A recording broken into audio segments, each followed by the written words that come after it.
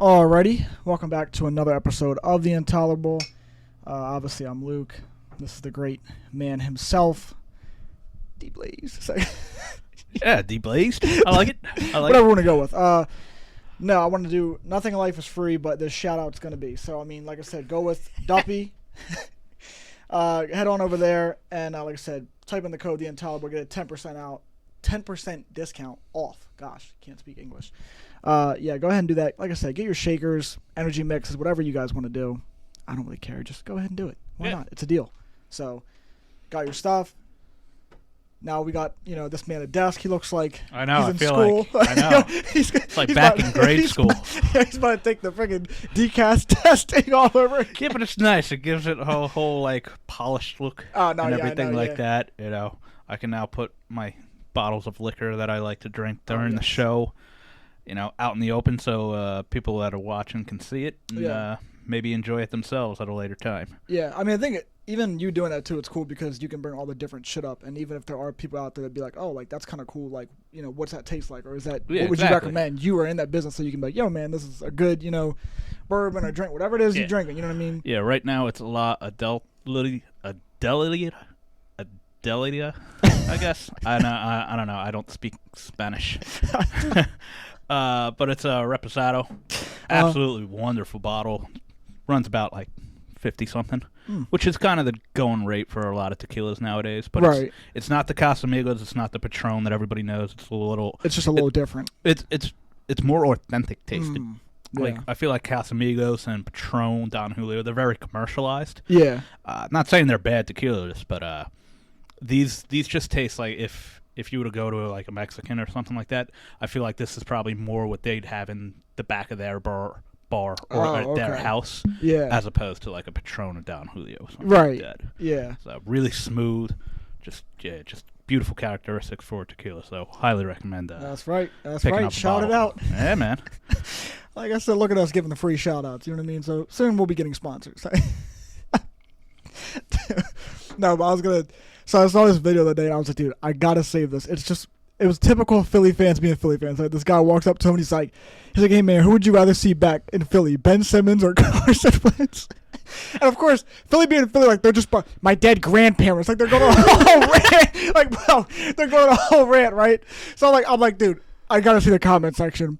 Fucking somebody's in the comments, and they're like, if STDs were people. I was just like, that's fucking right, bro. I was like, get these bastards. So true, dude. Dude, it's top tier, man. It's just like I said, you can't.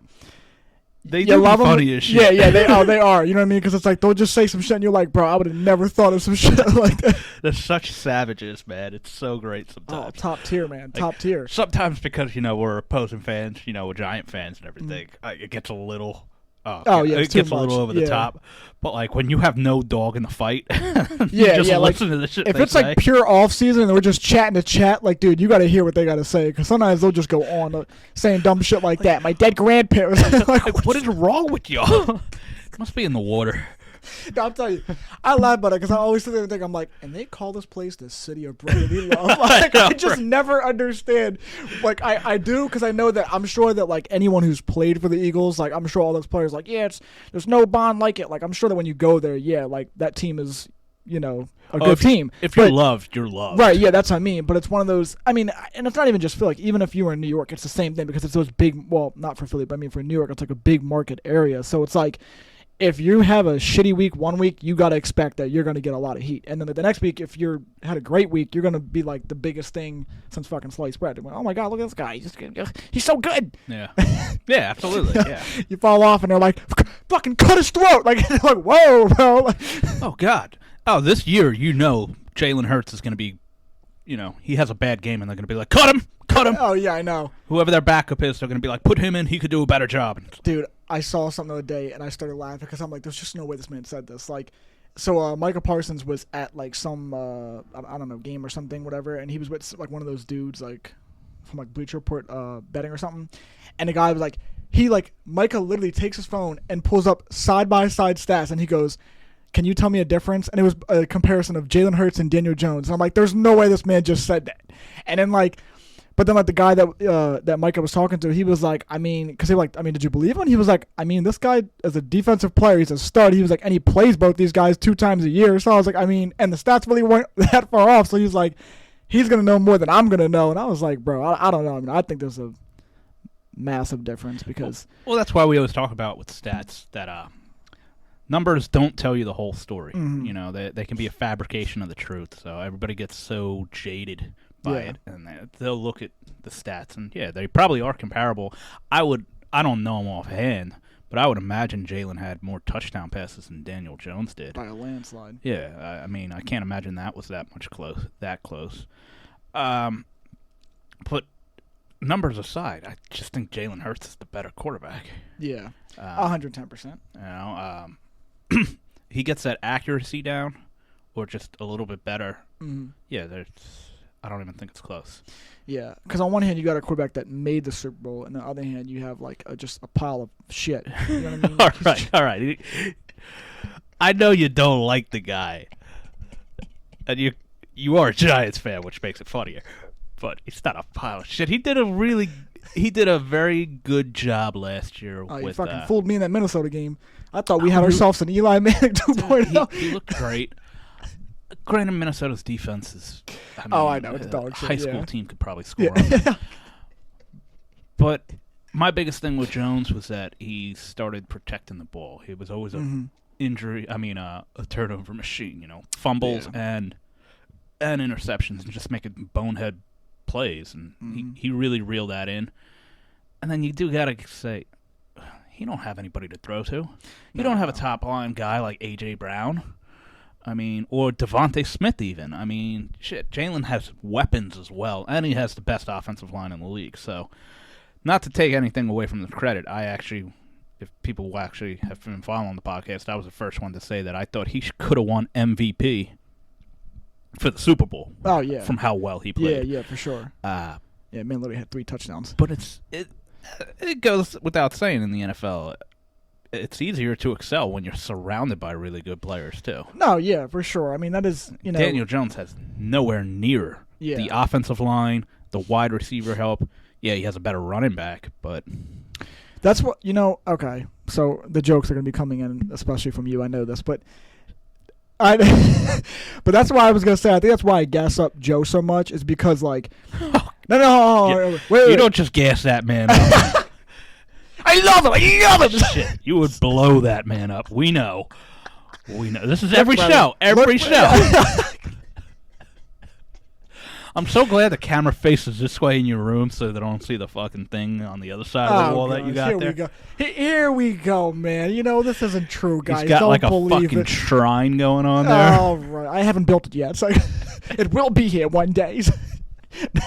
No, but like, because you know how when everybody, like, when Tom was still in New England, and it kind of started becoming that where you could tell where it was going to be like, well, the passing of the throne with Mahomes, you know what I mean? Because Mahomes had to play Brady and stuff like that, and in those championship games and stuff, and then ever since then, it's like, oh well, we all know that Mahomes is going to be the guy, like most likely out of the quarterbacks, I'm saying at least, like that's going to be that next Tom Brady-esque, and but when I look at, I think the reason why I hype up Joe so much is because like Mahomes got to come in that first year, and he didn't have to play. He got to learn from Alex Smith. He got to be coached by Andy Reid, and they already were a solid team. Like it's not like he went to some dog shit franchise. So I mean, I'm not saying like obviously like Mahomes still has pure talent, like that's obvious, but I'm saying it's even more amplified because you have a great coach. You got that first year under your belt where like a lot of guys why do they struggle in their first year? Because they just get thrown right in, like, oh, know the playbook and like know your receivers and this and the third. Like even Peyton says all the time, like the hardest position to play is quarterback, and it is. I mean, you literally have to know you have to know your plays. Basically, even sometimes you got to know the routes to the receivers, shit like that. Especially if you audible, you got, you know what I mean. Like there's just so many things that go into it. So when I like gas up Joe, I think it's also because like if we look at him, we know that man has a dog shit offensive line. I mean, yeah, he's still got weapons, but I mean that O line is like fucking horrendous, bro. It's like ours. Well, before, you know what I mean. Ours is getting a couple better, years but ago. yeah, like it's just terrible, and so yeah. I know. I agree with you on pretty much all those points. I do think Patrick Mahomes. Well, yeah, you watch him. He's right. He's Patrick Mahomes. Wasn't behind his talent. Yeah, it has nothing to do with his talent. But yeah, he got put into a system and put into onto a team that made the playoffs the year that before they drafted him, made the playoffs the year they drafted him with Alex Smith, and then they got rid of Alex Smith. They went with Mahomes, and then they won the Super Bowl. Right. He wins the MVP. Honestly, I understand the numbers he had. I wouldn't even have gave him MVP that year, just because, I mean, you took over a fantastic team already. Right, yeah. I mean, they were already a really good team. They were a couple plays away from making the Super Bowl without him. They put him in. Obviously, he got him over the hump. Yeah. But it's not like he went to a fucking 3-13 team and then all of a sudden they're 10-6. Yeah. He went to a team that was already great. He has the quarterback whisperer Andy Reid. Exactly. So you know what I mean? That man just knows how to coach greatness. Another thing too, what do you think about this whole? It's really blowing my shit at this point. But the whole Saquon Barkley thing. I mean, now they're talking about he might not even play. You know, the week 1 going against the Cowboys, whatever, because that damn contract situation. And apparently, Josh Jacobs is doing the same, which really it's really just started to piss me off because dude's asking for money that only, like I said, 2 guys have gotten or are getting, which is McCaffrey and Henry. And both those guys have honestly proved themselves. I mean, McCaffrey, he's a little injury prone too, but... Well, Kamara's getting paid too, apparently. Well, not... and I don't know how. Not right now, but his contract is one of the higher ones for running backs. Well, it's just the thing is, when you're running, it's not even... I think some of these guys take it personal, and it's like, dude, I get it. You are the franchise. I mean, the only reason we really had a great run last year was because of Saquon Barkley. I mean, I'm not saying Daniel Jones didn't limit the turnovers and this and the third. Yeah, but they even talked about it when we were on that. When we were 7-3 or 7-2, something like that to start. Our average for rushing yards per game was up there. It was pretty good, and we were doing really well. When teams shut down the run, that's when we went on a skid, and we lost freaking 5 of those next 8 games that we had or something like that. And it was dude, he is our offense. That's just how bad our offense is. And so I get him wanting to get his money on stuff. I'm all for it. If this was Madden, bro, I'd give him the contract. But at the same time, it's dude, but you're asking for $16 million a year. It's just for the running back market. A lot of running backs aren't going to get that. And the problem is him being injury prone. It's how do we know we pay you this money and you don't get injured this year? He's had 2 serious injuries. I think both were ACLs, I think, right? Yeah. Yeah, it makes it tough for both. I get why Saquon and both Josh Jacobs are looking for big paydays because, well, they were really, really good last year. Yeah. I get why the teams don't want to pay him because, well, your running backs, your shelf life is 4 fucking years at this point. Or we can go by running back by committee. So I get why the organizations are no, we don't want to invest our money, that much money into one guy when we could spread that wealth and get more pieces. Right. But I get it from the running back standpoint where I have to get paid because they also know I'm not going to be around for 5 years, 6 years. My career is not as long as a wide receiver or a quarterback or a lineman anymore. So it makes it tough. From a business standpoint, which is usually how I think when it comes to the NFL, if I'm the Giants, I probably don't give him that much money. Yeah, because here's the thing. Honestly, he was going to be getting... They said that we did offer him a contract that was $14 million per year, which is still kind of expensive. That's about what I think guys are getting paid, or I want to say maybe It's a little bit less than McCaffrey. I honestly think Kamara gets 15. Yeah. And then whatever Henry. But Henry is in a different field.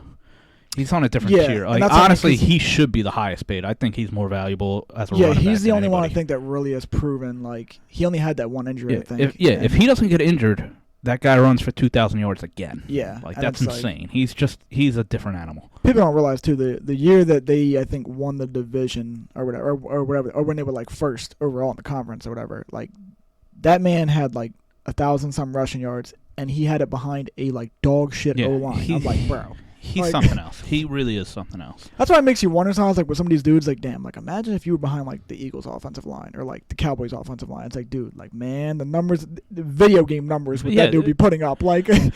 He's also, to me, the true definition of a running back. Christian McCaffrey, Kamara, even Barkley, they're great running backs, but, yeah, they get, 80 catches a year, which is great. You want that, but, 2 years ago, Deebo Samuel showed that he could go back into the backfield and actually be a good running back. And then obviously he's a great receiver. So now he's also an anomaly as well. Deebo's something else. Yeah. But I don't know. To me, as far as when I think of running back, Derrick Henry is quintessential Oh yeah, for sure. The guy's just unreal. Yeah, he's a monster, man. Like I said, he's in his own category. To be honest, a lot of those guys just can't. You know, I mean, I love to see. Like I said, I want to see Barkley get paid, and I'd love for him to be in New York. But I mean, if you're asking for more than $14 million per year, and you've been injured, 2 big injuries. Yeah, big injuries. It's just like, dude, like at some point, because then I get annoyed too, because then I think of like all the time when it's always like, oh well, I want to be a Giant for life. Really, bro? Because fucking prove it right now. I mean, you can get $14 million per year and be a Giant. You know what I mean? But it's like they want to get paid. No, and I'm saying, but like, it's the selfishness that comes in because I'm like, bro, $14 million per year is still good fucking money. Like, I get it. You're gonna think. Sometimes the problem is a lot of these guys, like, it bothers me because I'm like, you're betting so hard on yourself. You just better fucking be healthy the next 4 or 5 years. You better, because like fucking, you get paid and you're healthy for 2 years and your career goes down the drain. Guess what? Good fucking job, buddy. Because you could have just took decent money, which you, like I said, $14 million per year is still good money, and be serviceable where it's like nothing's guaranteed. Like you said, that position probably out of all is the one that's like it's easy to replace, just like that. You know what I mean? And I don't know. Some like of these guys, it might take 2 different type of players to replace Barkley. You get a ground and pound guy, mm-hmm. and then your third down back who can run out and make catches and stuff, but he's not really the guy that you go running through the tackles. Right. Or Barkley can do both. But you can find 2 guys like that and pay one guy 4 and one guy 6. And right. It's like, okay, well, we just save $4 million in cap. Mm-hmm. Or, well, because Barkley's not signing that, even more. Yeah, exactly. I would like to see where, like, in contracts, if I was negotiating a contract and I was a team owner or whatever like that, I'd be like, listen, okay, so you want $16 million? Here's $16 million, but the second you get injured and can't play, it goes down to 12. That actually would be kind of crazy. Like, could you imagine if it just I'll pay like you everything that you want as long as you play, but the second you don't play, your pay goes down 25%, and you don't get that back. You don't get it back. Yeah. Like, nope, your contract's not worth that anymore. Now you're only worth $15 million. You get injured again, now it's $12 million. Damn, man, players wouldn't like that shit at all. No, not at all. And yeah, the players' union would be like, absolutely not. A contract is a contract. But like, fuck that. I'm paying you to play. Right. If you can't play, why am I paying you? Yeah, man. It's that's the thing. It's tough because it's a business. You know what I mean? So the business aspect, when that kicks in, I mean.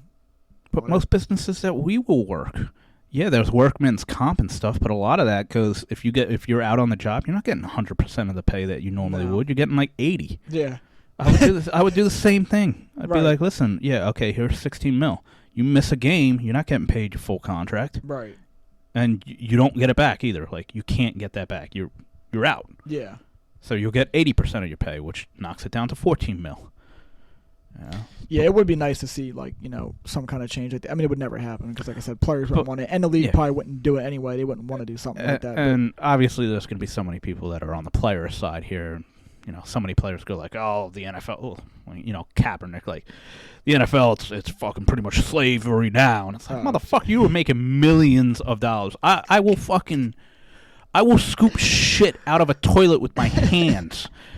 If you're paying me fucking $15 million a year, it's like, I gotta pay my agent and this. So have a smaller posse and don't buy a fucking $18 million house. This is true. Like with 27 bedrooms when you're a single guy. Yeah. Just manage your money correctly. You're set for life. Yeah. I have no sympathy for any player I ever hear going broke after they retire. Oh, yeah. Like, you have been given the golden goose.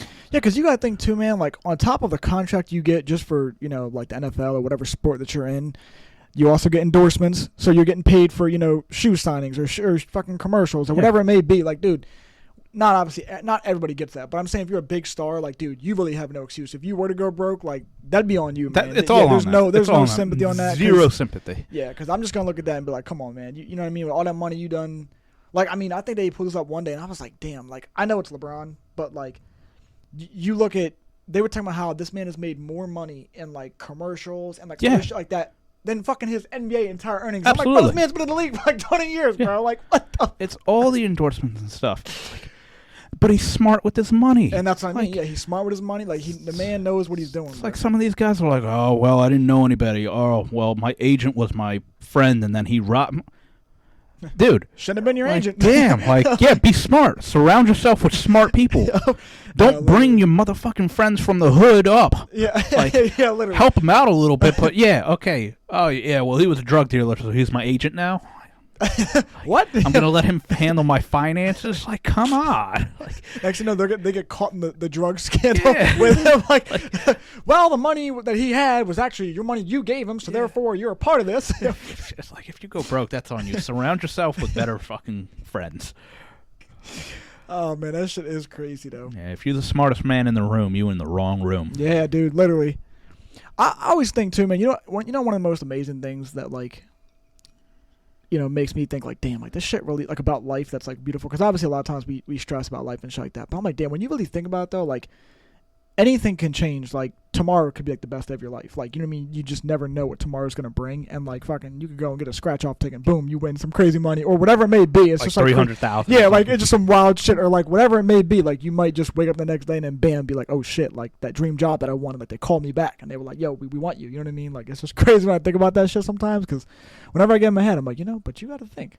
Tomorrow could be the day, baby. Tomorrow could always be better. Shit, we could post a podcast today. Tomorrow it gets posted, and then fucking we're like, oh shit, 1,000 views. Yeah. We go crazy. We have a little segment that all of a sudden goes viral. So and people start tuning in. You never know. Such a positive, man. Yeah. Such a positive. I love that shit. You have to think that way, and it's very, very difficult to do. That's rude. I know. Fuck, you scared the shit out of me. I was like, gunshot. What the fuck? Get down, Chirac. They throwing coasters up in this motherfucker. What are you What are you sipping on? Just water? No, I'm actually drinking some vodka. No, I'm playing. Sorry. Some what? I was some vodka, and I was like, no, I'm playing. Nah, yeah, it's just water. So Russian water. Yeah. Right. Nah, dude, literally, after I was putting together that shit, I was like, dude, this room, it's already baking, but it only amplifies when I was even yesterday when I was doing this chair and then the desk and stuff. I had the door open too. I had the door open, had the fan on, and I was sweating. I had just came out the shower. I was sweating my ass off. I was like, bro, at this point, I would have just waited. I would have waited to take the shower after the fact, but I took the shower because on Amazon it was saying oh, it's not going to be here until 10 p.m. Even though obviously it'll probably come before that. But you never know, because like I said, I used to work at Amazon, so I know these suckers, they might say that, but then they might actually not get there until 8 o'clock at night. Plus, now they do overnight delivery shit too, so I'm it may come when I'm at work. But yeah, that shit was just annoying, because I was like, wow, here I am, freshly clean. I'm becoming more clean, and now I'm just sweating away. You start sweating again. That is the worst, when you get all clean and then you go and do something, and it's God damn it. I remember when we used to hoop all the time. And I used to get so furious with my friends because I was always the one that would hit everybody up, oh, hey, you want to hoop? Or you want to do this, whatever. And there'd be so many times where nobody would touch me, nobody would hit me up, nothing. I would take my shower, you know what I mean? Just be wanting to chill. And the second I got the shower, yo, bro, you trying to hoop? Motherfucker, not now. I'm all showered up now. I don't want to hoop now. I wanted to. But you would, right? Yeah, but I did anyway. Yeah, I'd still go and hoop. I was just damn, bro. I was like, you bastards. But it was such a tough thing because I'm just clean. I don't want to do this shit again. And I was just but you want to hoop? Yeah, I know. So I was like, I got to do this shit again later. It's the same premise with everything. I'm not always the one, but back in the day, I would always hit my friends up and be like, yo, we going out tonight? What are we doing tonight? We're going to the bar, whatever it was. Yeah. It's okay, so you make the plans and then you do that shit. And then sometimes, it'd be like a Friday night, and your phone ain't ring, nothing's going on. It's 9 o'clock at night. You're like, fine, fuck it. I'm just going to be a loser tonight. I'm 23 and I got nothing to do on a Friday night. You get into your fucking, sleep gear. I don't say pajamas because I wear basketball shorts to bed. I don't have pajamas. I'm a grown-ass man. He wears pajamas. Yeah, they got the little teddy bears on it. They're snugglies. You're so cute on these. It's a whole outfit. It even has a little strap in the back. You undo the button so you don't have to take them off so you can shit. Yeah. Comes up a little onesie over there. Yeah, fuck it. Anyway, you get all ready down and you fucking put on a good movie, and then all of a sudden, hey man, we're going out in 15 minutes. We're at the bar. What? Where the fuck was the call an hour ago? Yeah, literally. I was waiting on this shit 2 hours ago. It's you can't say no. Oh, no. At that point, you're like, all right, well, if you guys are going out, I'm going out. Now I got to change again. Yeah, and then of course, this will be like the one time too, like maybe you don't want to go out or something like that, but then I'm like, yeah, fucking Dale's going out, and you'll be like, Dale's the one guy that never fucking goes out. So all right, fucking, I gotta go out now. Like if he's going. Like, if I don't go, then he'll never go out again. Yeah, literally, we won't see him for 2 years. Like I got to do this now. It's so true, man. So it's funny because I think about like when I used to be that way, like, and it was always my friend Justin. And bro, this man used to kill us all the time because like we were kids and shit like that. We always wanted to hoop. Every time he'd blow my shit, he'd be like, he just wanted to game, right? Like he was basically like what I am now, but like he'd be like, he just wanted to game. And obviously when you're kids, like you want to be outside and doing shit, whatever. And we always needed like that fourth because we always had me, Himanshu, and then Mox, whatever. So we needed that fourth person to like at least get like a 2-on-2. And we're like waiting on Justin. He'd always be like, I don't know, man, I got a headache.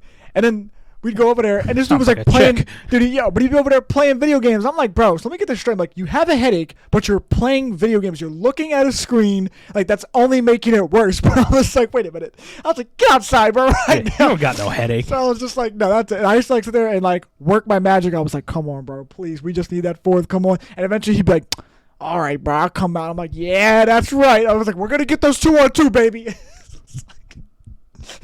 But he has like the best time too. Oh no, yeah, exactly. We'd all be out there having a good time, and it was always great, man. Like I look back and I think about those days, and I'm like, damn, man. Like that's what I miss the most about like being a kid is just like everybody like wanting to go outside and like just because even now it's not the same because like with like phones and iPads and all this shit. Like kids are just like literally it's actually even a statistic. Like these motherfuckers just don't go outside. Like they're just attached to the shit. And it's like.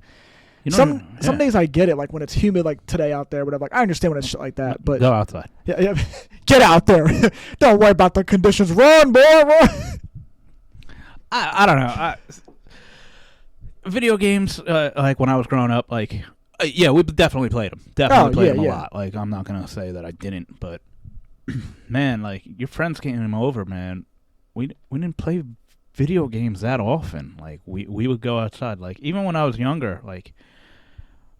I was friends with these kids who let's just say like they weren't athletic, like they weren't sports kids. Yeah. They were video gamers and shit like that. But when I would go over and hang out, we'd play a little bit of video games here and there. But then I was always the one that was like, "Yo, we're gonna go out and play some football or ride our bikes or do whatever." Like we were outside all the time, even though they were gamers. I was kind of a gamer.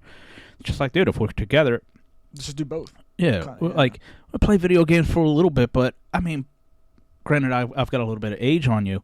We didn't have, like, there was no, multiplayer was literally 2 people could play at a time, and that was it. Like, you couldn't be online with your friends and play a game, so it was either 2 people playing, or if you didn't have, you might not have even had another controller, so it was one guy playing. What, the 4 of us just going to stand around and watch you play fucking Hitman? Yeah, no, we were like, yo, we're going the fuck outside. Yeah, exactly. We're going to go ride our bikes to McDonald's. And literally. Go ride our bikes on the trails or some shit like that. Yeah, dude, it was a good time. You know what I mean? Back then, being able to just go outside and shit like that, because that's the way to be, man. Like even when, like my friends, like we wouldn't even really play the games until like we literally would go outside, play all day, and then once it was like dark, then we were like, all right, fuck it, we're gonna go home, shower, eat real quick, we're gonna hop on the game, like and we just bullshit, like you know what I mean? Because at this time it's like 10 o'clock at night, you know what I mean? Sometimes even later, because we like that's what I love too. We would literally ball all fucking day, like I'm talking like summertime. We'd ball like all day long. Hell yeah. And I'm talking, we wouldn't even get back home till like 9. Like, well, we would finish balling at like 9, right? Because my one boy, he had at his court, like I told you about this in British, he had like his dad made like that like back in the backyard. They made like a back court, whatever, and it's like legit, like concrete, everything. Got the 3-point line, free throw thing, everything. Oh, that's bro, awesome. Oh, so what a fucking because I was mad at my boy too because when he first was like, yeah, I'm getting a court, bro. The way he described it, I'm thinking he meant like, those ones where like you pull up to like somebody's house and like they have it like the pole like into the ground, like at, like by their driveway. That's what I thought he meant because that's how he described it. So I'm like, okay, yeah, whatever. Like we're probably still gonna hoop at Himanshu's.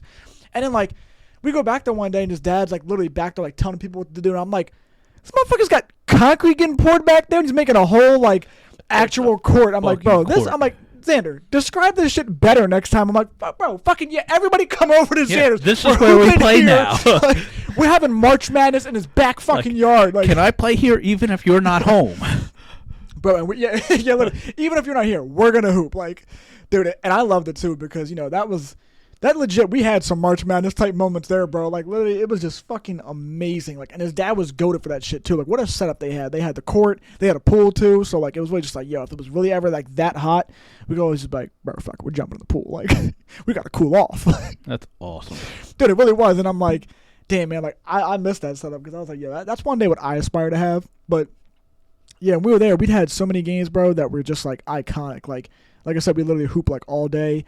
And like 9 o'clock would come, we're all like, all right, we're gonna go home for a little bit, eat something real quick, or we wouldn't even go home. We just like, fuck it, bro. Like we're already been out here this long, I haven't ate, so we're like, manhunt, like you know what I mean. And then there it was, we're playing that till like 12 o'clock, and then we go home and like shower and shit like that, and still hop on the game. And I was like, bro, man, I don't know how we had that damn energy because I couldn't do that type of shit these days. I could do like 2 of those things, but I couldn't hoop all day, play manhunt, come back home, shower, and then hop on the game. Like, I'd be beat by the time I got the shower. I'd be like, yeah, I'm done. You say that, but you'd be surprised.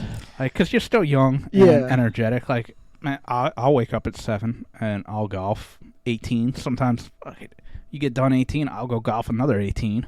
That's and true. I'll come home and still have, like, energy. Yeah, like, you guys are playing cornhole. I'll be like, yeah, okay, fucking let's play. Now, granted, those aren't very physically exhausting sports like basketball or baseball or anything like that, but... I was gonna say because with basketball it's like it is kind of you are using that stamina good, but we testing how long you can go, bro. Man, when I was younger, I used to play basketball games by myself. Like you go out because when I was. Do you mean like actual games? Or do you mean like horse, like stuff like that? What do you mean? No, I'd like make up games. Oh, okay, because I was playing by myself, like out on my driveway with the hoop and everything like that, and I created like a team and pretended I was a team and we're playing and everything like that. Yeah, dude, you gotta have an imagination. Oh, you do. I'd create those scenarios. 2 seconds off on the clock. They're inbounding the ball, and Luke Wright gets it. Boom! Step back. 3. Yeah. Like I'd be playing and being one guy, and then like pretend I'm the other guy. Oh, it's stolen. Like, my Mike Breen kicks in. Bang! Yep. 5-3. Bang! My dad comes out. What are you doing? Like, you absolutely needed an imagination because every once in a while, like, dude, sometimes your friends can't play. Like, they're out with their family or like whatever. Yeah. And what are you gonna do? I would go and shoot the basketball by myself, but I'm not just gonna stand there and just shoot. Right. I'd get creative with it. Yeah. Make it more fun, bro. Yeah. Just like create a whole narrative. Even sometimes by just doing that, like I don't know how it was for you, like growing up, but like even if for me, like if I was doing something like that, like one of my friends would have like fucking rode by on a bike and been like, bro, let's hoop, let's do this. Like they would have found a way to come on over, like. Shit, so many of my friends, I feel like they always would do that. Well, usually I would go on there, but I mean, like, if I was outside, like, somehow they'd be riding their bike or something like that, see me, and then it's like that picture everybody always sees. Like, you know what I mean? We never knew this would be the last time we'd all be hanging out. It's like the picture of, like, all the bikes, like, outside somebody's house. And I'm like, bro, that really is an iconic moment. Like, that is... Because if you were ever, like, that person that wasn't with everybody, and, but, like, you were, like, riding your bike around or something, and then you just, like, look over and see all these bikes, you're like, those fuckers didn't even call me. Like, you're like, now I know why nobody else picked up. That's it. You just pull up and you're like, yo, fuckers. Like... But it's all good. Oh, yo! Yeah. About time you got here, dumbass. Yeah, literally. Nobody called me. Nobody called anybody. Yeah, exactly. They're like, we tried to call the house phone, but, we get like 2 rings, and we're like, fuck this. Like, and I'm like, that makes sense. And Mom answers, like, he's not home right now. Yeah. Mom, I was in my room. What are you talking about? Oh, I thought you left already. Yeah, just like, Mom, it's 7:30 in the morning. Yeah, literally. Where was I going to go? I'm 8, Mom. Where was I going to go? Like, wasn't exactly leaving for work. Like, get all fed up with that shit. And it does. It makes me think about like childhoods now. Yeah. And just I guess like our parents said it to us, we'll say to our children, our parents said it to them. We all think like each generation is just fucking terrible. It's just worse and worse, right? Yeah. Like our parents look at us and be like, you fucking kids don't realize how you have it and everything like that. But I look at it now and I'm like, it's really hard for me because I don't want to be like one of those guys. It's like, oh, these fucking kids now, they don't understand. But I look at it and I'm like, man, I don't know if I would want this childhood. Yeah. Like, and I bet each generation says that for the one day after them. Mm-hmm. But with all this technology and shit, like, why do like 10-year-olds know what a woman's clitoris is, like, and shit like that, like I'm talking. Yeah, about, but like, actually, like when I was like my cousin's kid, he was like 12 at the time. He's like 16 now, whatever. But like at 12, he's talking to me about stuff, and I'm like, I don't think I knew that when I was 12, and I wouldn't have wanted to know that when I was 12. Like I liked the innocence, basically. The innocence. Yeah. Like I feel like their childhood is like ruined because they're obviously much more capable and computer literate than we were at their ages because they grew up with it. So that's cool. But man, just being able to escape that and not have that accessibility. Yeah. I thought was wonderful growing up. Like, the fact for sure. that, like, you wanted to get online, you had to have dial-up, and it's like nobody used the phone. It's like that was it. You had one computer. There were no tablets. There was nothing. Yeah. Like, I don't know. I thought that was really fun, and maybe I just look at that because from a kid I thought it was great. But even as a grown man now, I look at it and it's like I wish the kids nowadays still had that, as opposed to what they have access to now, which is great because information is awesome. But I feel like, man, that, like 8-year-olds are like 15-year-olds now, and it's like, damn, like don't be. It sucks. It gets worse. It just gets worse the older you get. Like, be a kid for as long as you can. Yeah. So you hear that, kids? You fucking suck. It's like, no. Be 8. No. But, like, seriously, I agree with that because I was thinking the same thing, too. Like, even, like, when I'm around my cousins and stuff like that, like, obviously they're older now, but, like, even before, like, when I first started hanging around them, I'm like, bro, like, it's a part of the change. I get it. Like, as you get older, it's like, you're going to learn these things and, all that stuff, whatever. But it's like, I'm the same way as you, man. Like, when I was that age, like, I didn't want to know that shit. And honestly, I really didn't. Like, when I was, like, 12, I didn't know what the fuck I was talking about. I didn't know any of that shit. You know what I mean? Like, and now it's like you said, it's like 8-year-olds are basically like 15-year-olds. It's like they'll come home and they'll say something that you're like, why do you know that? Like, bro, you're 8. Like, you should just know, like, fucking, I don't know, tag. Like, that's it. Like, why are you not like setting sticks on fire in the woods? Like go kind of jump your bike or some shit. Go create some dangerous shit and I'll get back to you. You've seen the movie The Sandlot, right? Yeah. Iconic. Yeah, honestly, if you guys are watching and you haven't seen The Sandlot, stop watching. Something's wrong with you. Like, I don't even want you as a follower. That's right. Get out of here. But that scene when, like, they move and he's talking to his mom and she's like, I don't want you inside playing with this, like, erector sets or whatever it is. Yeah. Like, go outside, do this, get into trouble for all I care. Right. Not too much, but some. Yeah. It's like, that's like a mom right there. Oh, like, yeah. You're young, you're a kid, yeah. Get in trouble with the neighborhood, like, fucking parents. Or, if a cop comes, oh, well, he was jumping over the fence of something. Yeah. Like, you little rascal. But it's like, all right, don't, he's not killing anybody. But, cause a little bit of mayhem. Like, nothing self-destructive or where it's like, oh, yeah, I put a firework on a train track and had it explode when the train went by and it derailed the train and killed 800 passengers. Yeah, we're not trying to create any dominoes out there. Maybe don't do that, but, Yeah, bro. Yeah, no, we're not advocating for that. But, yeah, definitely, just fucking do something, bro. Like I said, don't just sit in the house and... But like you said, like, I can't fault them because it's just what they got like, grown up into. It's literally what they have now. Yeah, this is what growing up is like now. But it's like... I mean, okay, no, I can't say because it isn't the same. Like, even, like, when I grew up, like, it isn't the same. Like, like, we had phones, but it wasn't, like, there wasn't, like, you were still fucking Uvuing or, like, Skyping. And you weren't FaceTiming yet. There wasn't certain other things that were out there yet. You mean, it really was. Yeah, you were at the very tail end before it, like, exploded. Yeah, that's what I mean. Because it happened, boom. Yeah, it was, like, literally overnight. All of a sudden, it was just like, here you go. Yeah, the world was just like, big change incoming. Like, and we're just like, oh, shit, like, what is this? What is that? Like we were looking at a new puppy or something. Like, what kind of dog is that?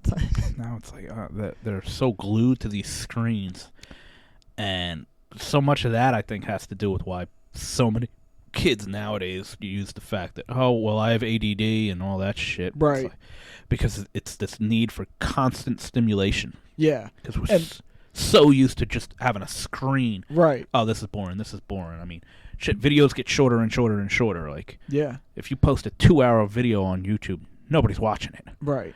Like, TikTok has, like, 6-second videos, and people are like, nope, too long. Yeah, exactly. Yeah. Imagine how Vine felt. And yet they still complain about sex. You should be happy that I'm busted in 40 seconds. You've lost interest by 10. Probably already thinking about what shoes you're going to buy off Amazon the next day. 2 seconds in. Get it out. Get it out. Get it out. Oh, we're still doing this? Yeah. Listen here, sister. I'm just trying to last longer than the release of GTA 6, baby. Come on now. Oh, Jesus Christ. You'll kill her. Yeah, that thing's been going on for centuries, bro. Every year they just fool me. I'm just waiting, and then they just do me like that. Weren't they supposed to announce that? Well, yeah, so it was Didn't supposed to come announce out. It was supposed to come out literally in 2023, and then it got pushed to like 2024, 2025 maybe, and now they're like, yeah, it probably won't be until 2025, 2026. I'm like, all right, bro. Like, there's no way. Fucking GTA 5 was released in like 2013. Like, bro, Yeah. you have had 10 years, bro. Like, I'll give you the first 2 or 3 years because obviously you're gonna add on to a game or whatever. Like, and that GTA probably, to me, was the best. I just like that thing overall graphics and just GTA 5? Yeah. Yeah, yeah. Like, that's what I'm saying. Like, overall, that. I mean, like, I'm sure. I played like, all of them. Yeah, GTA I'm sure all fucking the other amazing. ones are like they're obviously it's GTA, like they're all great. You know what I mean? At least most of them. But, yeah, I mean, that shit's just next level, man. You know, you can't. The thing for GTA 5 that did it for me, that I just think separates it from every other game I've ever played, doing missions with like multiple characters. Oh, yeah, Just the right, ability yeah. to switch to a different character within the mission. Yeah. You know, if it let you. There were some missions that you like, You no, couldn't you do it, you got to stay with this person. But that alone, I thought was one of the most unique features I've ever had in a video game. Like, the story was okay. Obviously, GTA 3, I don't know if you ever played that one. I think I played that one. Fucking revolutionary. Yeah. Completely groundbreaking. That is the godfather of open world games.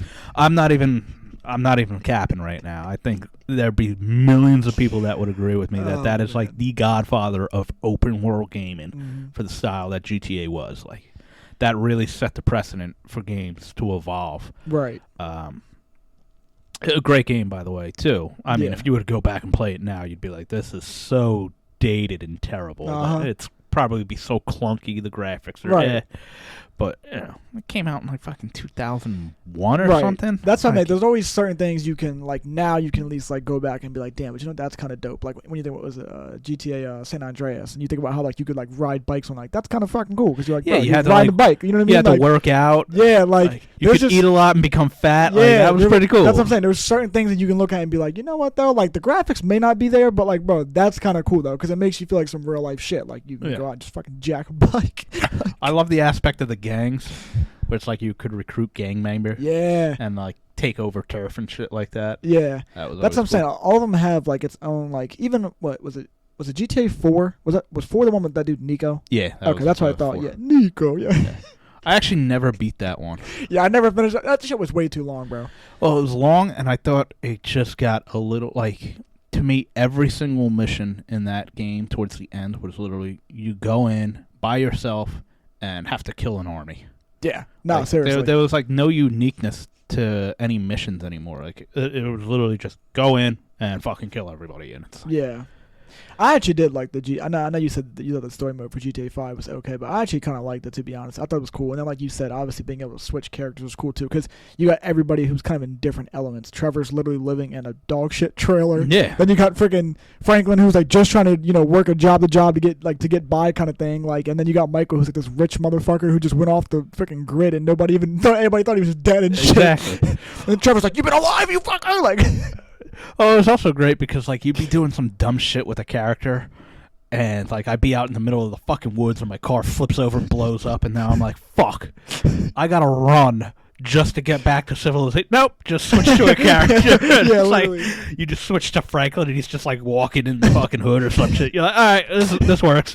I'm close to civilization. You, like, switch back to Franklin. He's walking past the girl. Shut up, bitch. And you're like, yo. Like, what did I walk in on? That was the coolest shit, too. You'd switch to Trevor, and he's, like, burning some dude underneath the pier or some shit. You're like, what the fuck's happening? Dude, there was this one mission I'll never forget with Trevor, and that he had that dude fucking Ron. Was his name like that dude? Yeah. Dude, Ron fucking would kill. There's like this one mission where like they go on this mission together, and like you're on top of this like watchtower or water tower thing, whatever, and like at the airport. I think so. Yeah. And what's his name? He's like looking like Trevor's got like the binoculars. He's looking. He's like, Ron, you're not gonna believe this. He's like, one of those assholes is down there having a seizure. And Ron's like, that's me! That's me! And I was just like, yo. I just started banging up. I was like, dude, this motherfucker, bro. It was. That was such a good game. It's funny because I literally just started like playing that like yesterday. I went on that yesterday because I was like, I haven't been on GTA in a while. Let me actually hop on like GTA Online for a little bit. Let me start touching my weed farm, my little meth lab. I was like, gotta get things going. The business is booming. Nice. That's good stuff, yeah, bro. That's great. Rockstar does like if they really put the effort into the game, like as I told you, Red Dead. Yeah. 2. It's just a classic. Oh yeah. Much slower paced, so I could see why some people would be like, it ain't my thing. Yeah. Because it's long, but phenomenal story. Yeah. Missions were all different. Like it wasn't just go here, shoot up the place, and then leave, like a lot of GTA shit is. There was like depth to it, and then the character arc. I mean, your main character is Arthur. That's his name. Yeah. You literally fall in love with him. Like, you really do. Like, you feel for him. Dude, I'm not going to lie. Gay? Say no. Yeah, straight up. He's my Joe Burrow for you. You fucking... I've been beat to my own game. Towards the end of that game, like, tears came down. Like, the first time I played it, like, there's a couple scenes towards the end where you're like, dude, that's emotional shit. Yeah. And that's awesome. Like, right, yeah, you should want that, honestly. Like, yeah, you should want that. It's in a story-driven video game. Like, yeah. It shouldn't all just be like, like missions, end of story. Right. Like, this was like, damn, you actually felt like what was going on. Like, just the storytelling that they can do. So, if Rockstar's taken this long to make GTA 6, this shit better be, like, fucking fire. Yeah. Like, I've been waiting. It's going to be 13 years, pretty much. Right. Like, yeah. I don't even play video games anymore. It's like, that's how long it's been. Oh, I know. It's been way too long, man. And I don't know what all that shit's about. I couldn't tell you on why they're taking, centuries. It's like you've had nothing but time. I mean, I understand trying to perfect the game, but like in today's time, it's like, bro, the graphics it's got to be the easiest thing in the world now. Like I said, because it's just there's so much different than what it used to be.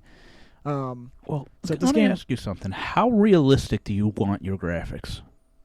I don't want them ultra realistic. I still want to feel like I'm playing a video game. Yeah, like it doesn't really bother me if it does make it like ultra realistic, because I'm like, oh shit, like, that's pretty crazy. Like they could make it like that in a game. I'm fascinated by it, but aspect, but I'm not like. It still needs to be somewhat animated to me to like. Yeah. Like, okay, it's not real life. This is a video game. Right. Yeah. No, I get that. I don't know. Yeah. Like I said, I think it just went. As long as it's a good game, that's all I care about. To be honest, I mean, but like you said too, on to touch on like the story mode things, like I love games that can like really great, like just you could tell like, well, these motherfuckers put some time into this game. Oh, yeah. Like they really, you know what I mean? Because like you said, you kind of want to feel like, especially because Red Dead is like a very long game, you want to kind of feel like, at the end of this game, like there should be something there. Like I should feel a little bit like, damn, the game's over, or like whatever. But you want to be immersed in a story, right? You know, if it's a story-driven game, like let me get immersed in the story. I understand it's an open world, so there's plenty of side quests and shit you can do. Yeah, but. Yeah, I better be invested. You gotta be invested in the story too for the game to be good. Right. And yeah, Red Dead absolutely fucking knocked it out of the park. Oh yeah, they usually do. They're pretty good. Like even the first one was pretty good. The first one was good, and the way they played into it for the second one made it even better. Right. So, what about like? So like if you had to pick, what do you think you'd rather play? Would you rather play like a really good story mode game, or would you rather play like just like your typical like sports game? So I'd rather play a really good story-driven game, but the story-driven game I can play 1, 2, depending on how good it is, maybe 3 times. Right. I think I've played Red Dead. I think I've made like 3 passes on it, and then like because I know the story, I kind of like lose interest here and there. Right. Sports games to me just have more longevity, just because the game itself, like. I'm still playing MLB The Show 19 because I haven't felt compelled to buy a new one because honestly, sports games each year it's just the same. It's virtually the same thing. Yeah. Maybe roster updates and maybe there's a couple other like little things they put in to make it a little different, but ultimately it's the same game. Yeah. So I never really felt compelled to buy new ones. But I'm still playing it because I can play it for a while. I'll put it down. I mean, I just started it back up. I haven't played it in months and months. And now that it's summer, baseball's going on, it's like, you know what? Let me play a baseball game. Right, yeah. It's just the aspect of playing a baseball game is fun. So right, yeah. Over time, I would say, yeah, a sports game, just you get more hours out of it. From me, just because I can play a franchise and go 20 years into a franchise because I'm invested. I'm a stats guy, so I'm invested in a particular player getting to like 3,000 hits, or right now I'm trying to get a guy 600 home runs for a career or some shit like that. Right. But just pure enjoyment, like, yeah, a good story-driven game. Yeah, I think that takes the cake. Yeah, it is tough. I mean, even me and you have talked about what is it? The one game, Detroit Become Human, because it's such a great. Fucking awesome, dude. When are they gonna come out with a game like that again, man? Yeah, that game. Damn, man. And I'll tell you what, that game, even that game kind of like pulls you a little bit because you're like, oh shit, like, you know what I mean? That you can play multiple times right. because there's so many different outcomes, because the game changes based on the choices you make, which is fucking awesome. It's top tier, man. Even non-gamers can play that game because, one, it's very simple. Yeah, exactly. It's literally just hit buttons that come on the screen. Right. But you're making the choices. You're making the choices, and you get to see a story develop. Yeah. Netflix had a little show. I forgot what it was called, but you could actually influence the way the movie went. Oh shit! It wasn't a whole movie. I forget what it is. It started with a B. I completely forget what it was, but it was about a kid who created a game, pretty much. And yeah, you could ultimately make choices on what to do, and the outcome of the movie changed based on your choices. Right. You don't have to be anything. You don't have to be good at games or anything to do that. And it's just, what do you want to do? And that concept's awesome. Yeah, it is great because I do love that type of stuff. Like, nothing wrong with, like a story mode game where you can't make the choice, but it just is 10 times funner, I think, too, when you get to be like, oh shit, like, I get to make this decision. Yeah. You know what I mean? Like, what's going to happen later on down the road? Like, is this going to bite me in the ass, or is this like you made the right call here? Like, good thing you did that. You know what I mean? Because sometimes, even when you like making one of those decisions, like, you'll think like, that option kind of seems fucked up, but like, that might actually be the right option. Like, yeah, you know exactly. what I mean? Because sometimes it's like, it's kind of like the saying of like, sometimes doing nothing is like the best option in a way, because it's like, you're like, oh shit, like, well, does that really make... You get all nervous, and like, sometimes they'll like time you and shit too, and I'm like, oh shit, I gotta be quick with this. Yeah, like, yeah, no, I'm like, it you don't does. really get time to like literally think on it, but it's kind of good because it's like, when you think, if you take time to think, you're really gonna be sitting there like, well, is this the right? It's kind of made just be like, you gotta be quick with it. You know what I mean? Just think not that long and go with it. And but yeah, I absolutely love that game. I mean, that game was, I don't want to say it probably was like my favorite, but that one, and I love that game Until Dawn because it's basically the same thing, but it's more of like a, I don't want to call it a horror game, but in a way like it is. But you once again make the choices like, but even like, because that game, like, it takes place where like you're all these group of friends or whatever, they go back to this cabin where this brother, he had lost his 2 sisters or whatever, and they never really found out who did it, like who killed him or whatever, or how it happened type of thing. I mean, you see it in the beginning how it happens, but like, I guess they're trying to say there's like a bigger meaning to it. So like, then y'all go back there or whatever, and then there ends up being like this killer, and it's just all these like decisions you gotta make. But like, even in the game, like, 'cause it's like snowing and shit, and it's just like, even the little things of like when a what do you call it, like a gaming designer or whatever, when they put shit in there where like the sound of like you stepping on the snow sounds so fucking realistic to where like you're just like, damn, like, bro, even that sounds like I'm literally walking on fucking snow. Like, it's like you can hear it like compacting as you like step on it. You're just like, bro, that's God. Like, yeah. Games have gotten amazing with the detail that they put into absolutely put into stuff. I don't game that much, so it's not like I have a lot of games. So I use Red Dead as an example for so much of it. But yeah, when you're in the snow and you're tracking an animal, they'll have footprints. You leave footprints, and they don't go away. Right. Like, you circle back, your footprints are still there. That's crazy. So man. You hear the wind blowing and everything like that. It's just the attention to detail that goes into the games nowadays are like incredible. Actually, Grand Theft Auto 4. A lot of people use that, and Grand Theft Auto 5. People like GTA 4 more because of the attention to detail. Like, yeah, the differences in like if you shoot a car tire, it doesn't just explode like in GTA 5. It's just like a slow leak in GTA 4. Like they say, the realism in GTA 4 is actually more realistic than GTA 5, but I think GTA 5 was focusing on other things. Yeah, exactly. Which, once again, I'm cool with. Like I said, I love realism in a game. But you also want to feel like it's a video game. Do want it to be a video game, so sometimes I do just want to shoot a car and watch it blow up instantly because that's just funny as hell. Oh, would you look at that? Your car's on fire. Like that's great, Yeah. Sometimes you fuck up when you're playing, and it's like, I didn't mean to fall off the 4-story house, but I did. I really hope I don't die. It's nice that it doesn't kill you sometimes. Like, yes, real life. Chances are you're probably going to die. If not, you're fucked up really bad. All right. But like in a video game, it's like, all right, take a little bit of health, but don't kill me. Like, yeah.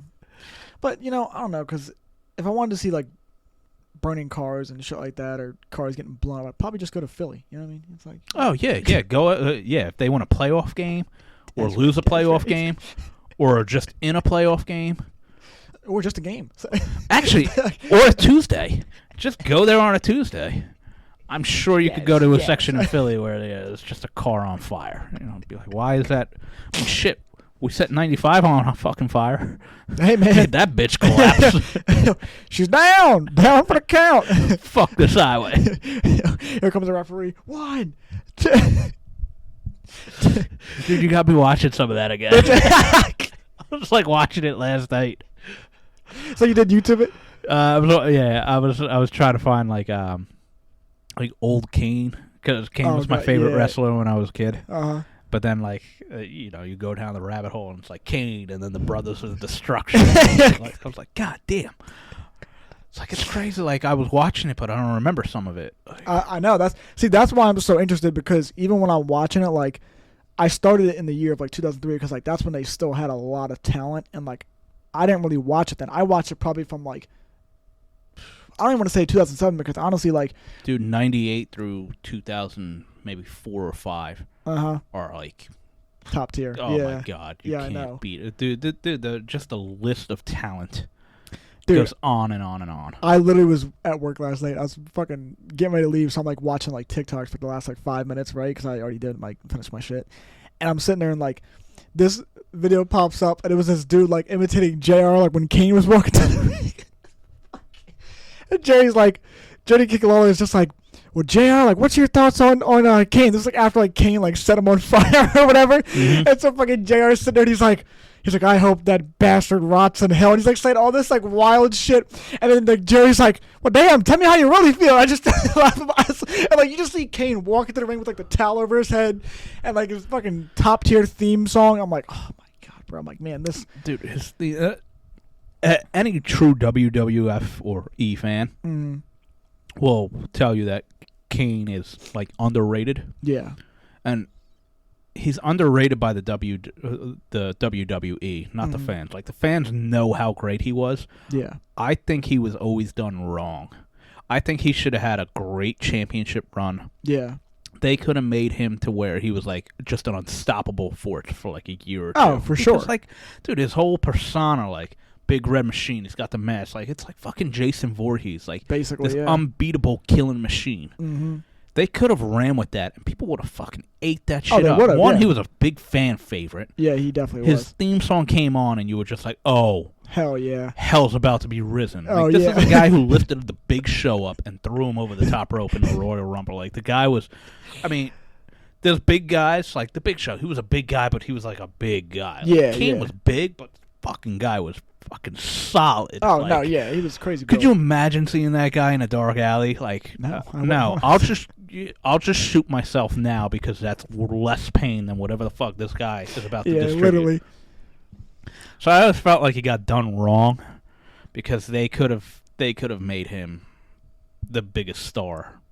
Yeah, and it's crazy because honestly, like, you could say it for probably a bunch of other guys too. Like, I feel like, you know, Vince in the moment never realized how much he probably fucked up a lot of talent. Like, that man is as good as he is in terms of, he's incredible. Who we brought in. He is incredible. The man has made some moron decisions that are sometimes, like, some points. Not all of them, obviously, but there are, like I said, situations like that where it's like, it's just like some people could have got a better push, and then they didn't. And it's just like, you kind of, sometimes the problem, like, and it's not like it ruined him because Kane was still Kane. Like, he was still big enough to where, like, it wouldn't really matter. But it's just sometimes it's like, there are other guys that, like, if they don't get that push when it's clearly there, they may be like back to bottom of the barrel, have to find a new character persona type of thing all over again. Yep. And it's like, if you're that person, you're going to be like, bro, fucking A, man. Like, watch the fans. Do you not see him cheering for me? Do you not see him, like, just having that reaction from me? Like, gosh, what is this dude saying? But, it was, you know what? At the same time, like, I say that, and I think Kane could have had that great run. But the era he wrestled in, well, it's hard, the talent that was there. I mean, you got The Undertaker, Stone Cold, The Rock, Triple H, like, you have Kurt Angle, who was phenomenal. Like, you had so much talent. I mean, I can list the guys I can think of. That list goes on forever. Like, yeah, they had so much talent, and also, like, even their, like, middle talent, like, their mediocre guys, they're still mediocre good. talent. Like, I say the name Christian. You know Christian. Yeah, exactly, yeah. He's mid. Yeah, but he's still good. But he'd be like top now. Yeah, exactly. It's like, dude, he was like, and when I say mid, I mean like mid of the mid. Yeah, like, it's not even like we're like saying they're like bad, because they're really not. It's just, like, we just mean like out of who they had, like those guys you just named, like that's your top guys. Edge was a top guy, like in like what, the later 2000s. Yeah, I'd like say towards a little like bit. 2007, 8, and 9. Like, yeah, dude, in 2002, 3, he was around. but he wasn't like But that. he was a tag teamer with the Dudley Boys and the Hardy Boys and all that. And he did that little thing where it was like the Brood or whatever. Yeah, that's like going back though. I was like, I forgot he did that. Yeah. Like, so it's like the talent that was around at that time was so just, much, man. It's unreal when you look back at that roster. Yeah, that's why, like, when I sit there and I would watch it back, I'm like, damn, bro. Like, part of me wishes I could have been able to experience, like, being there, like, during that time, because that would have been a crazy time to be there. Like, it was so much time. Like, there's so many good talent that it's just like, damn, like, I want to be around this. Such shit. good matches. I mean, Shawn Michaels was still kicking ass. Exactly. Yeah. Hulk Hogan came back. Like, granted, now I never really was a big Hulk fan. Never thought he was a good wrestler. Yeah. Didn't find him very entertaining. He's like Goldberg to me. I was never big on Goldberg either. Well, Goldberg, like, all his matches were like a minute and a half because he sucked. Yeah, he literally sucked. He's just like, okay, spear, jackhammer, match over, because he can't actually wrestle. No, even when you actually like I've been like watching him, but like, and it's like I'm watching these matches, like even these matches, like, you can just tell he can't. Like he's like going to, like, all he would do this thing that, like, it almost kind of reminded me of like because like, I don't know if you know, but like Ronda Rousey, like, she had signed with WWE like recently, whatever, and when she had got in there, like, it's kind of it's hard to transition from, like, wrestling isn't the same as UFC, like, no, it's completely different. So when she would come in there, like, I'd watch some of the shit she would do, and I'm like, she's over here like going to, like, kick people like she's in the fucking octagon, and I'm like, bro, that doesn't look as good. Like in the octagon, that looks great. Like, yeah, that's like, oh shit, good body shot. In the wrestling, it's like, it lands kind of weird because, like, the wrestlers are just used to, like, wrestling moves, not fucking just random kicks to the side and shit like that. But like Goldberg would do shit like that, and I'm just like, bro, like, you fucking suck. Like honestly, like, I don't know why he got as big of a push as he did back then. I probably was just because of his build, but even then, I'm like, dude, like, you really weren't all that. Like, he couldn't really cut a good promo. He couldn't wrestle. So I'm like, why the fuck does this guy have a job? Like, well, I think I could have rolled with Christian being more of a fucking top tier guy than him. Well, he blew up in the WCW, and anybody who watches professional wrestling will tell you firsthand, WWF, WWE, superior product to the WCW. Yeah. A lot of the guys that came over from the WCW, like, didn't really pan out that well in the WWE. Except for the 5-time. Booker T. I was going to say him beat me to it. Booker T was the fucking man. Because he was a good wrestler. Yeah, and he was amazing at promos. He's another guy like Kane where I think he could have had a better run. Oh, yeah, for sure. And didn't quite get it because he was fucking electric. Right. Loved Booker T. Yeah, he was really good, man. But yeah, the guys in the WWF, and I mean, my favorite guy to talk to is The Undertaker because, I mean, he literally is wrestling. Oh, the guy's for been sure, around yeah. since like 1990, Mm-hmm. and talks about like the safety of wrestling and the art of wrestling and everything like that. And you watch him and he's in some of the greatest matches of all time. Right. Because he's that good of a wrestler, you know. Shawn Michaels is another guy, incredibly gifted wrestler. Yeah. You know, they know what they're doing in the ring. There is an art to it. You know what's crazy? Like, even if you were to try and make a Mount Rushmore, like, it'd be hard. Because, like, I think, and I'm like, for me, like, I already know I could name, like, 4 guys. But I'm also, like, they all kind of were, like, in, like, the same, like, era. Like, that's how I just feel like that's when it was at its peak. Like, I would put Undertaker in that Mount Rushmore. I just feel like he was up there. Undertaker's absolutely in the Mount Rushmore. I'd put him. I'd put Stone Cold. I'd put Ric Flair. And I'd put probably The Rock. Because, I mean, even when The Rock changed and, you know, and started doing his whole, you know, that whole bit with just the third person type shit. Yeah, and that's a great Mount Rushmore. Yeah. Like, I know some people actually don't like Ric Flair. Because Ric Flair, to me, is kind of like Hulk Hogan was. I understand what they did. Right.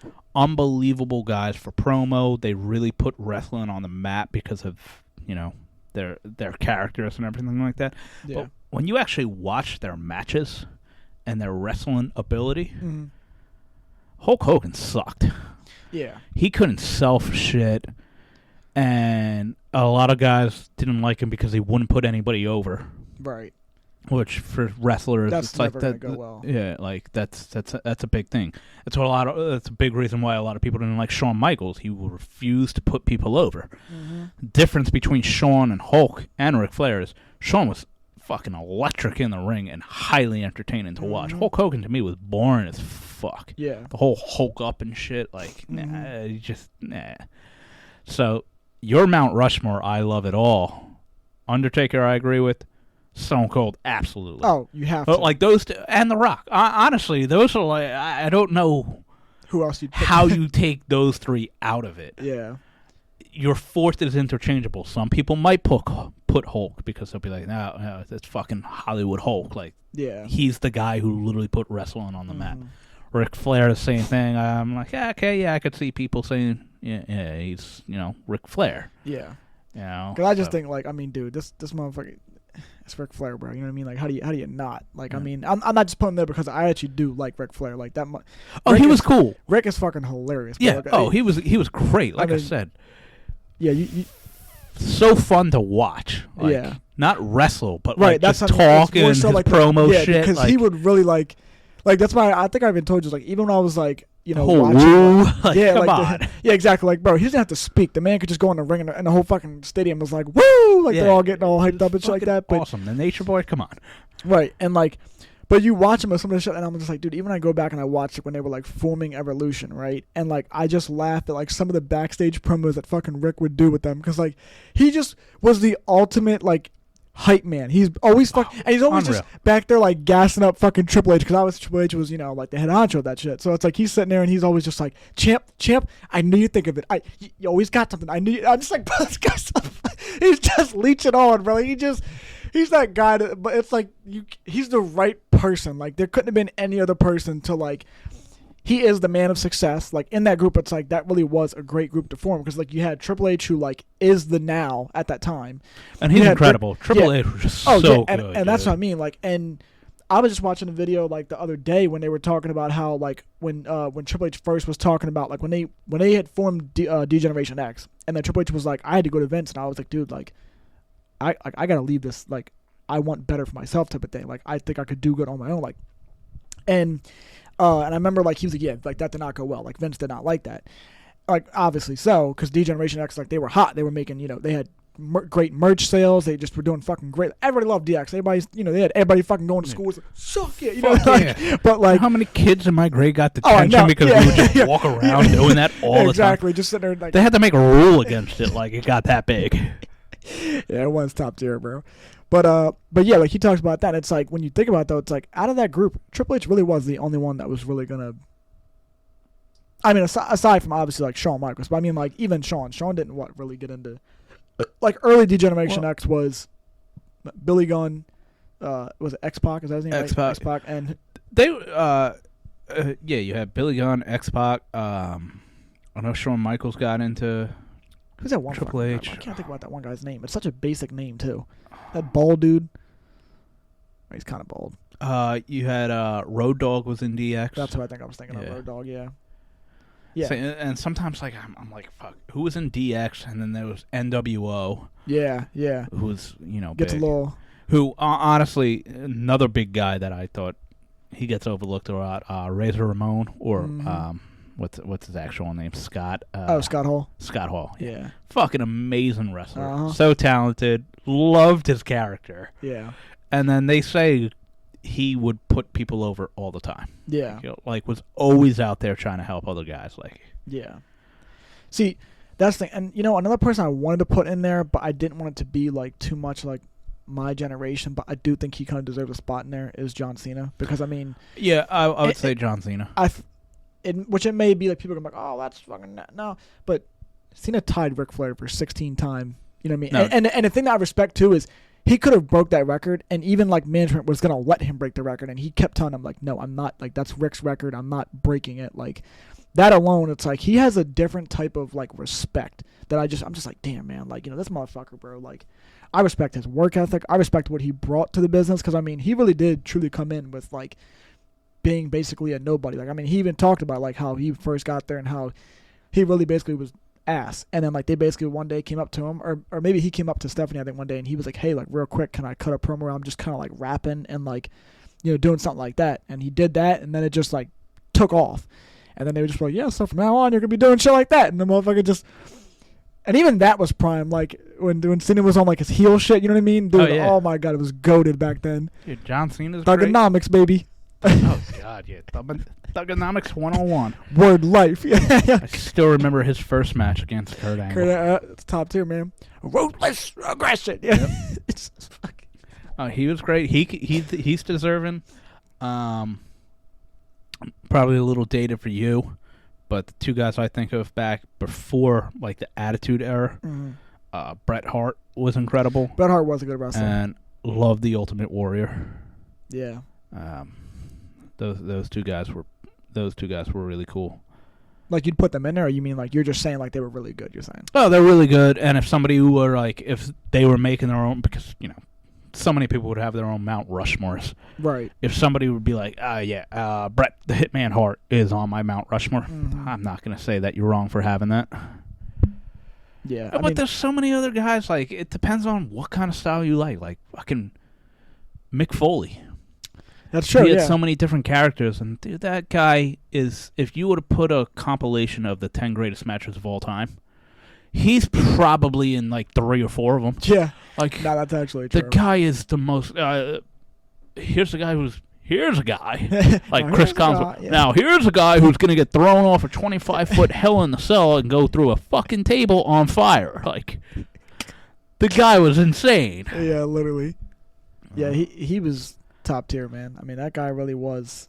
I think in that was that match, or was it a different match? I think it was with Undertaker. I think it was that match. Yeah, he gets thrown off, and I think like he's getting like stretchered off, but then he like gets up off it and runs back and goes up top of the cell and gets chokeslammed through. And I was like, he was dude, insane.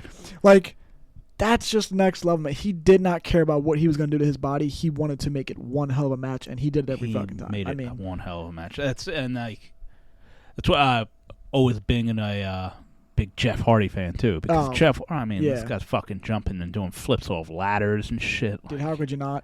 Like, you're watching this guy and you're like, dude, holy shit. I don't know one person who was like, oh, I don't like Jeff Hardy. Yeah, everybody I know that watched wrestling when I was watching wrestling was like, yeah, Jeff Hardy's fucking man. Shit, we wanted to be Jeff. Yeah, everybody wanted to be Jeff. We were like going to school, like, let me jump off this table real quick, Swanton. And then you were like, fuck Matt.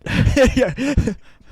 But he has Lita, so yeah, you're like, good for him. Good for him. Yeah, it's good stuff, man. He really was top tier.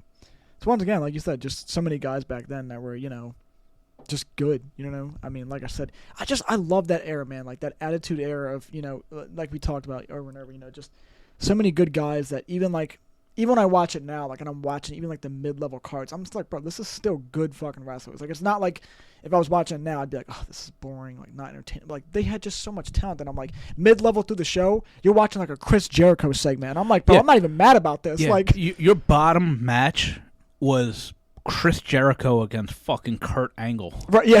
Yeah. And you're like, this is the bottom, because the main event is The Rock, Triple H, Stone Cold, and triple threat match, followed by Kane and The Undertaker.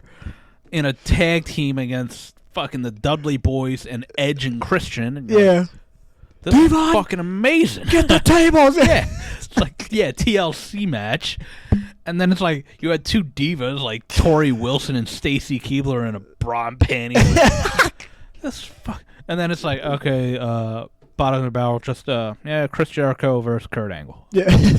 That's just your normal match. It's like these are two guys who were WWF champions at one time. Yeah, it's so good. This is like your fucking mid-match. Dude, it's so good, man. It's so good. Like, and honestly, Chris Jericho to me is such a he's such an underrated. I feel like he was so good at being a fucking heel, bro. Like, dude, oh my god, bro. Hated Chris Jericho. Top tier, hated man. Chris Jericho.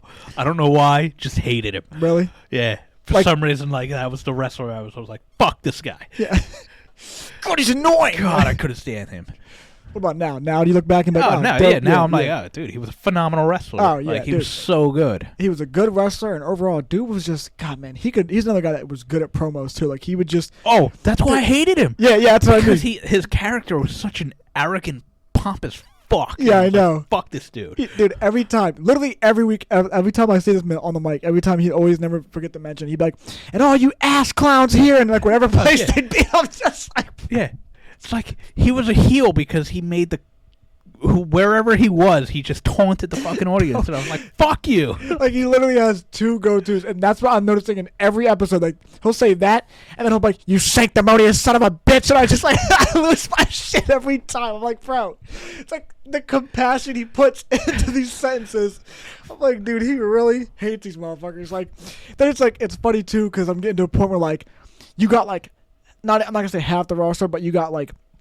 Some people like bitching, like all like the heels are bitching about Stone Cold being like partially in charge. The other half are like voting for Eric Bischoff to be in charge. It's just funny as shit because Eric Bischoff is another guy like because when I grew up I started watching it, I didn't really like see him like that. So now when I go back and look, I'm like, God, this guy is funny as fuck. Like as a fan watching it back then, you'd hate him, but like, you watch it now and you're like, bro, this guy is hilarious. Like he'd be back there and you could just the ultimate like. Any way he can to weasel his way out of some shit, he's gonna try and do it. And like Stone Cold's always just not letting that shit go. Like he's like, no, like you're gonna provoke me. The whole fucking crowd. What? It's like God, bro. Yeah, I remember that. That shit is tough. There was one episode I was watching recently, and it killed me, bro. This is how they end off Raw. He's like, you know how like obviously we were talking about Tess the other day. Like, well, Tess is with Stacy, whatever, and of course she's just like. He's basically like treating her like shit per usual, and like putting his hands on her so Stone Cold comes out and he like stuns him, per usual. Then he's trying to like get Stacy to drink a beer with him, and as soon as she goes to drink it, she's like, and she doesn't like it. He fucking Stone Cold stuns her. I was like, bro. And like the next week she comes out, he's like, hopefully you learned your lesson. I was just like, bro, this man Stone Cold is A1, man. Stone Cold was the fucking man. Even when he was a heel. Oh yeah. Like you were still like, he's fucking awesome. Dude, he is Stone Cold was the just greatest, man. Awesome, dude. Even when you watch like NBA players or like NFL players like go like dress up for games and you see him like dress up for like as like Stone Cold also with the jacket on and all.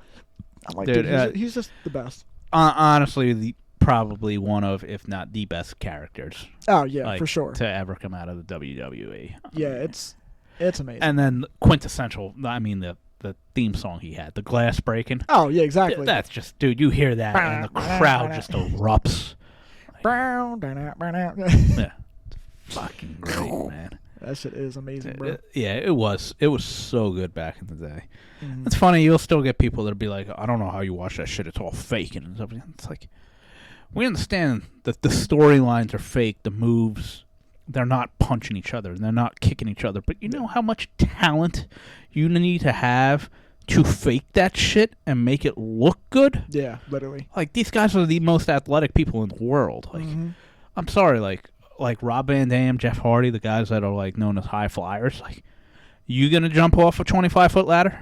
Yeah, no. Oh, it's fake. Him jumping off that ladder ain't fucking fake. Yeah, like, he's jumping off that ladder. He doesn't have a parachute and then just cuts it when he's like close to hitting. Yeah, no, the guy's jumping off this ladder and landing, and he's doing it safely. Yeah, literally, like yeah, it's wild. Like, man. these guys are doing things that are amazing, and yeah, if you were to just do it, you would really hurt somebody. Like, if you were to just jump off a top turnbuckle onto a guy lying on a table, you're gonna hurt him. They're doing it to where they do it and they don't hurt him. Yeah. that takes more talent to me. Yeah, no, for sure. Yeah, those high flyers, they were, I mean, that type of stuff, it really is fucking, and that's even more, like, risky, you know what I mean? Just because it's like, so many things can go wrong. I mean, you have to be at the perfect place, like, especially when I think about, like, when you brought up Jeff Hardy, I think about the one time he, like, climbed up on top of the damn, like, production, like, thing. I don't know what it was. He's and like he jumped off 30 feet and up. I'm like, bro, I'm like, I mean, and you got to think, and he did a full-on swanton bomb. I'm like, bro, being up that high, it's not like when he's on the top ropes, it's easier to kind of calculate like where I'm going to land. Okay, yeah. When you're that high up, you're also going, like, it's just harder to fucking navigate your landing. So it's like, if he misses even just a smidge, if the guy's not where he's supposed to be, he could fucking hit his head and boom, that's it, or whatever. He could die. Yeah, literally. Like, literally you could die. And it's like, people are, oh, it's all fake. Go in there and let me know how fake it is. You do it, pal. Yeah. You do it. Let me know how fake it is. Like, yeah. Well, you said it good that one day we were talking about it, and you were talking about how, like, you, like, would you say something like, you, like, wrestling for men is, like, soap opera or something like that? No, it is. It's a live-action soap opera for men. Yeah, and I was like, dude, I'll tell you what, man, it really is, but, yeah, it really is fucking just top tier. Instead of there's drama, based off the promos and shit like that, but then it's like, what are men like? Oh, we like to see fucking people fucking fighting. Yeah, exactly. Shit like that. Yeah. So yeah, we watch it. Yeah, and when you think about that time period, like with all that talent that we said, it's like it just makes it more. It was more believable. Like this motherfucker really doesn't like him. Like, you know what I mean? Like, obviously, yeah, that shit's fake. But I mean, like, they would really make you buy into this. Like, I don't like this guy. Like, we're gonna fight. We're gonna brawl. Like, this can be legit. You know what I mean? You they really develop stories that got you invested. Yeah. It's like, okay, like, I'm really into this. The Stone Cold Vince McMahon feud or something like that. It's like, oh shit, what's gonna happen next week? Yeah. It's exactly what a soap opera is. Yeah, it's been something else, man. Like I said, it's amazing to watch that stuff.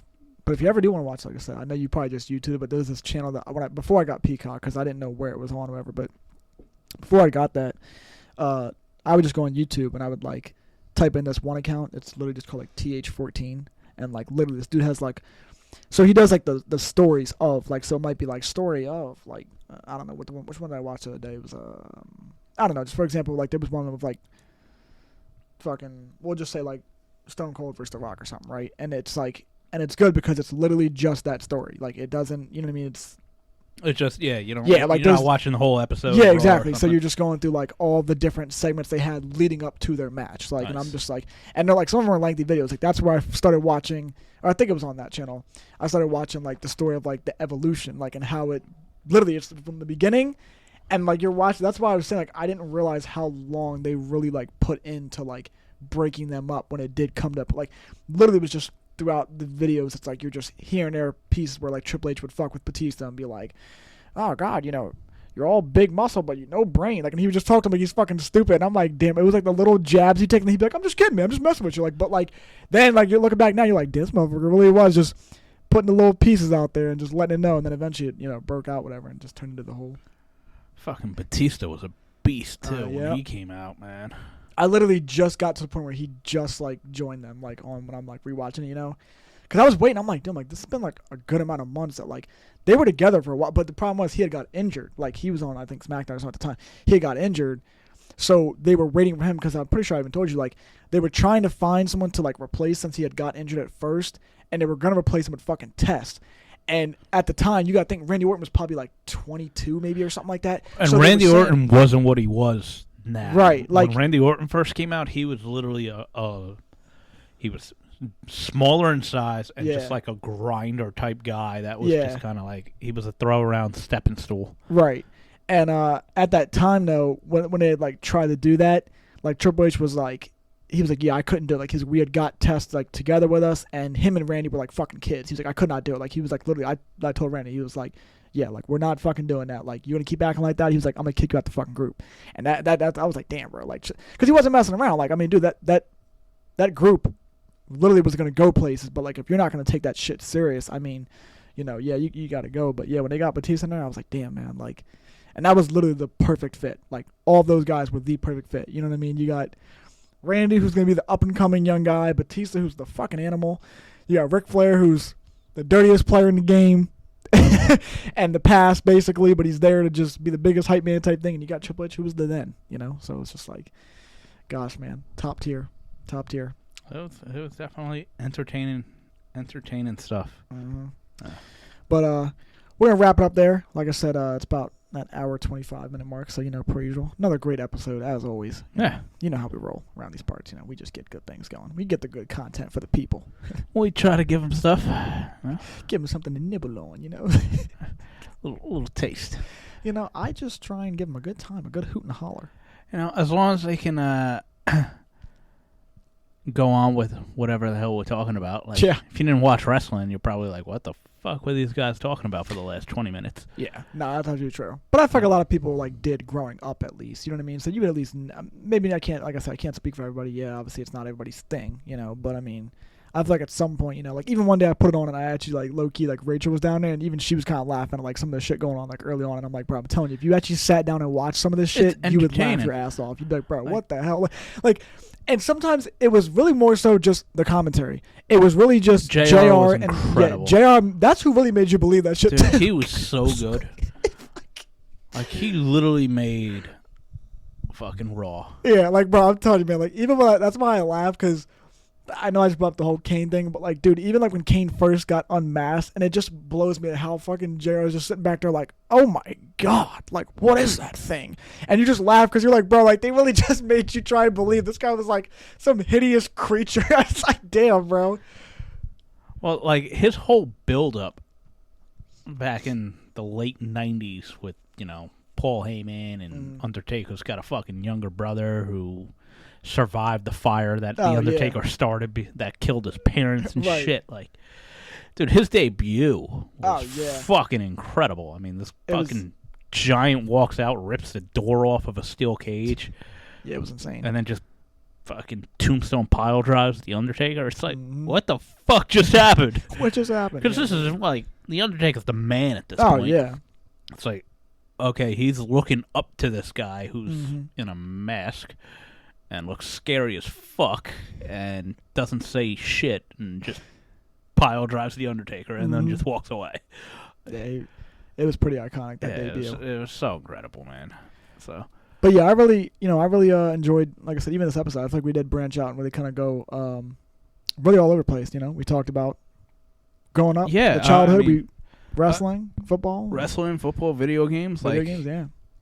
Like we said, to all the viewers that are watching, if you don't watch wrestling or you don't play video games, the stuff we were talking about, I strongly advise, at least checking it out and formulating your own opinion, because we're talking about wrestling back in the early 2000s, so you'd have to go back into the archives to watch it. Yeah. But just entertaining stuff. Oh, yeah. There are heydays to things. Yeah. You got to realize the peaks. Right. And I do think that was wrestling at its pinnacle. Oh, 110% it has gone downhill from there. That's not because it's we were young and watching. No, I think it's just not the same. So many people agree. Even people that are older than us will say that watch wrestling. Even I don't watch wrestling anymore, but people that still watch it are going to be like, dude, wrestling was cool in the 80s and the early 90s, and then that Attitude Era, best era of wrestling. 110%. Yeah. And even you were too young, really, when Attitude Era was going on. You're going back and yeah, this shit is top tier. Yeah. I kind of already knew that. It's just I never had watched, I'd always see clips, and that's why I knew that era was. But now that you're actually diving into it, you're like, holy shit, wow. Exactly, man. This is really good stuff. So I didn't even know that Teddy Long started as just this what do you want to call him, not a GM but a I guess a manager or whatever for some dude named fucking Rodney Mack, and I was like, who the hell is this guy? I never had knew him, but that's where Teddy's theme song came from, and then and then he's advocating for him, and then he brings in Mark Henry, and I was like, oh, okay, now we're actually really, you know what I mean, so it was just cool to see all that stuff, whatever. But like I said, it was a really really good episode. I'm not going to dive back into that because we'll get talking all over again on another one. But like I said, it was a good episode, and I like it. And as we always say too, feel free, you guys, leave comments, likes, just let us know if there's anything you guys kind of want us to touch on, because we never have a problem. We'll literally sit here and talk about fucking anything, and we'll probably ramble. I mean, he might, because I feel like he knows a lot more shit than I typically do. But I am the rambler. I don't know shit, man. Yeah. He's bullshit. He's down black. I've bullshitted my way through life so far, but it's working. So yeah, that's what I'm saying, bro. You know what I mean? It's doing something right. So so like I said, leave the comments. Definitely let us know. because we look forward to stuff like that. Any interactions, like just letting us know what you want, to hear from us or whatever. Just want to bring entertainment and fun stuff your guys' way. So absolutely, yeah. Comments, concerns, requests. Yeah, all of it. Whether it be sports, video games, life. Yeah, literally anything. We'll talk about anything. We didn't get too much into life this episode, but yeah. Well, we try and make it entertaining more. Yeah, so, exactly. I mean, we can't always have a heartfelt one every time. Nah, we could address that at another time. That's true. Life's been good so far, so there's no reason to be down. That's right, dog. You know what I mean? A bad day is coming, as Andrew Tate once said. I listen to that brother a lot. You need the bad days to appreciate the good days.